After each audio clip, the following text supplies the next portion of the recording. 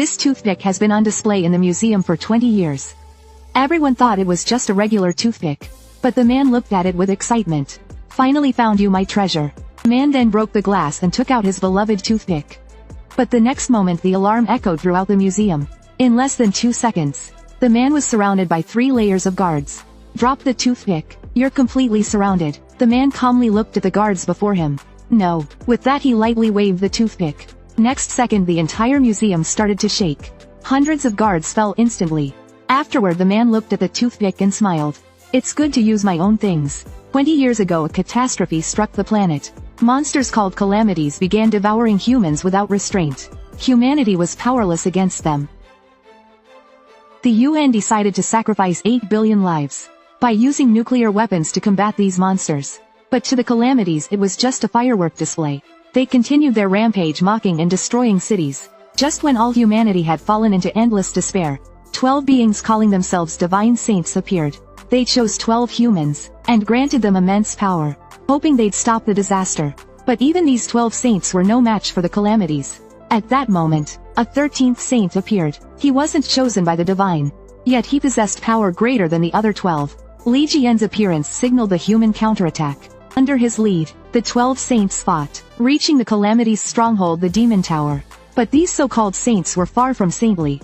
Some of them, even before defeating the Demon Tower's lord, were already thinking about demanding high rewards from the UN. Li Jian stopped them, reminding them that since the disaster struck, every nation was on the verge of bankruptcy.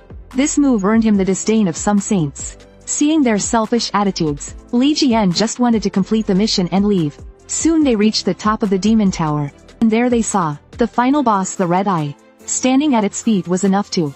They felt an overwhelming sense of pressure. Then Red Eye suddenly opened its massive mouth and roared. The entire Demon Tower shook violently. Even the ground began to crumble. A surge of scorching magma shot up, piercing through the entire Demon Tower. The sight nearly scared some of the saints to death. At that moment they had only one thought: escape as fast as possible. They realized that Red Eye was beyond their ability to handle. Li Jian scoffed at their cowardly retreat. These guys dare call themselves saints? But no matter, only I, Li Jian, can defeat Red Eye. With that he leapt towards Red Eye to fight. After a brutal battle lasting over 2.5 hours, Li Jian succeeded in severing Red Eye's head. He lost an arm in the process. Just as he breathed a sigh of relief, a blade suddenly pierced through his chest. Before he could see who it was, Li Jian was kicked down towards the magma. He never expected these cowards to betray him with a backstab. What shocked him even more was the true source of the disaster lay at the heart of the tower. An endless stream of calamities capable of destroying Earth 20,000 times. Though exhausted, to him, only he could decide his end, not traitors. Fueled by vengeance, Li Jian rose again. With a single arm he charged into the horde of calamities. Meanwhile, at an outside press conference, the 12 saints announced Li Jian's death. They even shed fake tears to mask their greedy, ugly faces. 20 years passed in the blink of an eye. In a city now in ruins, 2 young men were running for their lives, chased by powerful calamities behind them. But mere humans couldn't outrun these bloodthirsty monsters. Soon the 2 young men were surrounded. One of them looked on with frustration. If only Lord Li Jian had emerged from the Demon Tower, these calamities wouldn't be free to rampage here. At that moment, the Demon Tower, as if responding to the young man's call, began to open its doors slowly. A blinding light shone down upon the 2 young men. As the light faded, the Demon Tower was leveled to the ground. In the rubble stood a lone figure. Muttering to himself, he said, "Dare to backstab me? You traitorous dogs, just wait to die." With a few swift moves, Li Jian easily dispatched the nearby calamities. The 2 young men watched in disbelief. This level of calamity, even high-level awakened struggled to fight. But he made it look as easy as squashing bugs. Li Jian then noticed the 2 of them. In an instant, he appeared between them. The 2 young men fell to the ground in shock, begging for mercy. Before they could say much, a shadow loomed over the 3. A colossal calamity leader appeared before them. Before they could react, the leader opened its massive jaws and fired a laser. The terrifying energy swept through the ruins. Everything in its path was obliterated. But as the smoke cleared, Li Jian stood there unscathed. He had endured the laser with his bare body. He then leapt into the air, flying above the leader's head. A mutt should act like a mutt. With that he punched at the calamity leader from a distance. The force of his punch alone drove the calamity into the ground. The 2 young men were completely stunned. Is he even human? Li Jian then approached them with a serious expression. His presence alone made them uneasy. As they wondered what he would do, Li Jian suddenly smiled innocently. "Could you treat me to a meal? And maybe a new set of clothes?" The two young men sighed in relief. "That's all you wanted, big guy? Just a meal?" But soon they regretted it. He ate like a starving beast. And the meal cost them 2 months of their budget. Li Jian insisted he was holding back. One of the young men caught Li Jian's attention at that point. This young man was clearly just an ordinary person. Yet he had a faint hint of magic. The other boy explained, revealing that he had undergone a saint's blessing, awakening as a disciple. Hearing this, Li Jian scoffed. "Those guys have the nerve to take disciples?" He then picked up his spoon ready to drink 200 more bowls of soup. But his reflection in the spoon startled him. "Whoa, who's this handsome guy?" He immediately slammed his hand on the table. "Where's a mirror?" Li Jian rushed to a mirror. What he saw left him speechless. The scars on his face had vanished. And even the tooth he'd lost in battle had regrown. His previously severed left hand was fully restored. As he looked at his left palm, a serpent-shaped mark caught his attention. Before he could ponder it, the mark suddenly emitted a strange green light. In the next moment the mark came to life. A piercing pain spread throughout his body. When he opened his eyes again, he was in an alternate dimension. Before him coiled a massive serpent. He was nearly scared out of his wits. But he quickly sensed it wasn't hostile. He tentatively reached out to touch the giant serpent. As he touched it, a brilliant light burst from his palm. Several information panels appeared before Li Jian. "You are now the 13th saint of the Serpent Throne. Skill: Super Regeneration has healed your injuries." Li Jian studied the skill panel thoughtfully. "I never heard of any other saints having a system like this." But he didn't dwell on it. Now it was time to teach those traitors a lesson. Thought filled him with excitement. The two young men beside him were terrified. Is this guy a bit crazy? Meanwhile, news of the Demon Tower's collapse had spread widely. After all, it was a landmark tied to the 13th Saint Li Jian. Some thought it was the work of rival disciples. But seeing the corpses of high-level calamities nearby, others speculated that Li Jian had returned. Among them was Yang Wei, the Aries saint. He immediately held a press conference, claiming that his disciple was responsible for destroying the Demon Tower. Then he quickly left. Inside, Yang Wei was in a panic. Could it be that Li Jian is really alive? But he quickly dismissed the thought. There were millions of black-level calamities in that tower. How could someone like Li Jian, who never received a divine blessing, survive? Meanwhile, at an airport, Hugo, one of the 12 saints, had just landed. He received the news of the Demon Tower's collapse. This brought him back to 20 years ago, the night before their mission began. As a prophet, Hugo had sought out Li Jian. He warned him he might die on this mission. But Li Jian thought he was insane, cursing him daily. The next day the mission began.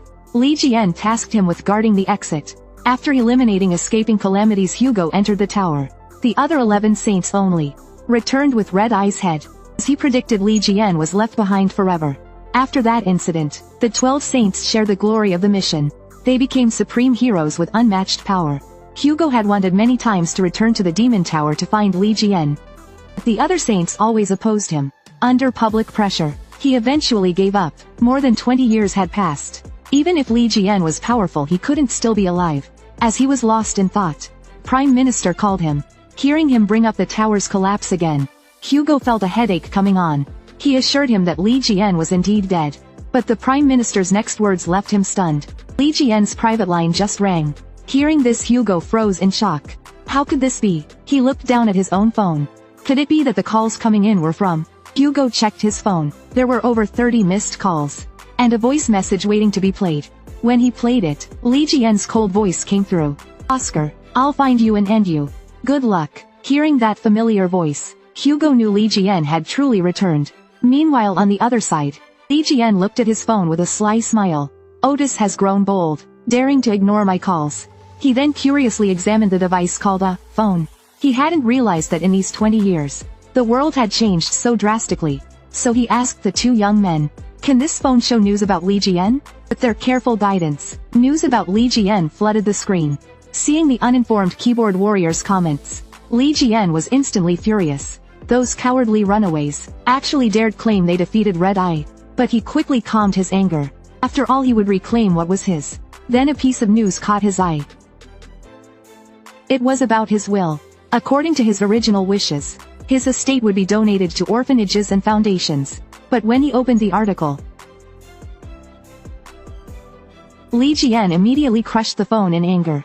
"Erase them all. including the so-called gods. The young men tearfully collected the remains of the phone. But Li Jian now faced a dilemma. He encountered the greatest problem of the 21st century. How to prove he was Li Jian? How would he tell the world he was back? His appearance had changed so much. Claiming to be Li Jian would make people think he was crazy. Just then, an eerie aura filled the restaurant.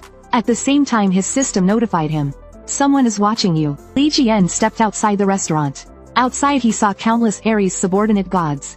These were lesser gods serving the divine saints. They were forming an Ares barrier to demand an offering from Li Jian. Seeing this, Li Jian was instantly enraged.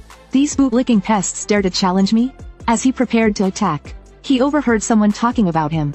A bearded man was speaking to the girl beside him. Li Jian has been dead for 20 years. But these idiots still love talking about him. From the badges on their chests, it was clear they were high-level disciples of Gemini.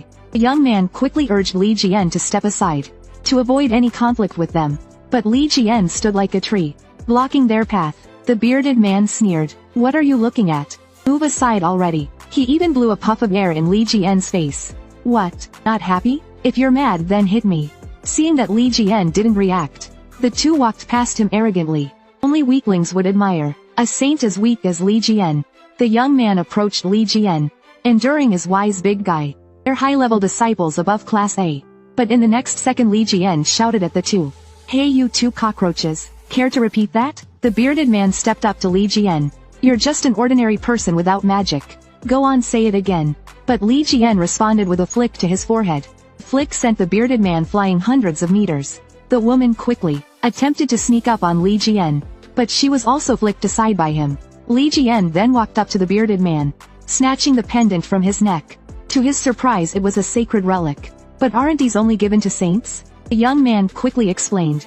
About 10 years ago, the divine chose 12 saints to protect Earth. But the land is vast, so saints alone couldn't cover it all. So the saints created the Order of Saints.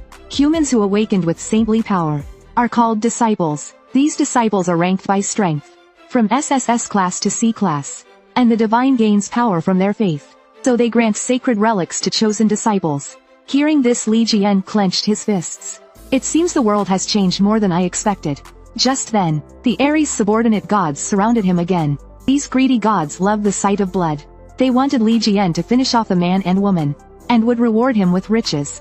The young man beside Li Jian was terrified, knowing that these gods represented the constellations. Defying them meant opposing the divine. The young man urged Li Jian to comply with their demands. But Li Jian was furious. He was itching for a target to vent his anger on. Thinking of the saints who had backstabbed him, Li Jian was about to explode. He raised his left foot, then stomped the ground hard. A terrifying surge of energy erupted around him, instantly shattering the surrounding barrier. The subordinate gods were sent fleeing in disarray. The two young men beside him were in shock. This guy is definitely not ordinary. Then shamelessly Li Jian followed. One of the young men named Li Jiming home. As soon as he entered, Li Jian smashed all of Li Jiming's relics to pieces. Turns out these weren't holy relics. They were cursed objects that attracted calamities and spies. The more he thought about it, the angrier Li Jian got. Those damn saints not only took my inheritance, but dared to use relics to bleed people dry. Just as he was about to smash the last relic, Li Jiming's roommate Sheng Kai entered. Seeing the scene, Sheng Kai was furious. This guy actually dared to smash all the relics from the Holy Order. He angrily demanded Li Jian's name. Li Jian simply replied, I am Li Jian. This pushed Sheng Kai over the edge. Not only did he smash the relics, but he dares to impersonate my idol Lord Li Jian. With that he unleashed a surge of magic. Li Jiming was terrified. Brother, run quickly. Sheng Kai is a die-hard fan of Lord Li Jian. But Li Jian instantly appeared behind Sheng Kai, and flicked him, sending him flying. Stop threatening to destroy the house. And yes, I really am Li Jian. Meanwhile, in the Ares sanctuary, Chang Wei immediately heard that in Country H, all the subordinate gods in Country H had vanished. Chang Wei couldn't help but wonder who was responsible. Ordinary awakened individuals couldn't possibly drive them away. Just then, a subordinate brought him more news. After the Demon Tower collapsed, Hugo of Sagittarius immediately headed to Country H. This news startled Chang Wei.